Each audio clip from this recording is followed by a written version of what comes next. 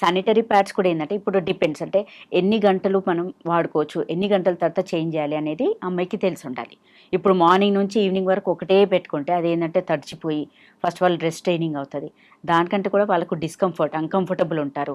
And more over అంత long standing అంటే తడిచిపోయిన pad morning నుంచి ఈవినింగ్ వరకు అలాగే పెట్టుకుంటే అది ఫౌల్ స్మెల్లింగ్ అంటే ఇన్ఫెక్షన్ బ్యాడ్ స్మెల్ వచ్చేసి ఇన్ఫెక్షన్స్ కూడా ఏంటి అది పై వరకు స్ప్రెడ్ అయిపోతాయి. నాట్ ఓన్లీ బయట స్కిన్ వల్వల్ ఇన్ఫెక్షన్స్ కాకుండా వైజానా నుంచి యూట్రస్ నుంచి tubes. So reproductive track system మొత్తం ఎఫెక్ట్ పడుతుంది. సో దట్స్ ద రీజన్ అదేంటంటే ఫ్రీక్వెంట్గా చేంజ్ చేయండి అంటాం. సో మెన్స్ట్రువల్ ప్యాడ్స్ అయితేనేమో లైక్ శానిటరీ ప్యాడ్స్ అయితేనేమో మనం అరౌండ్ 4 to 8 hours మధ్యలో చేంజ్ చేసేసేయాలి. Okay. And then coming to this thing reusable cotton pads అని వస్తున్నాయి. అంటే అది కాటన్ క్లాత్తో ప్యాడ్స్ లాగా చేస్తున్నారు, రీయూజబుల్.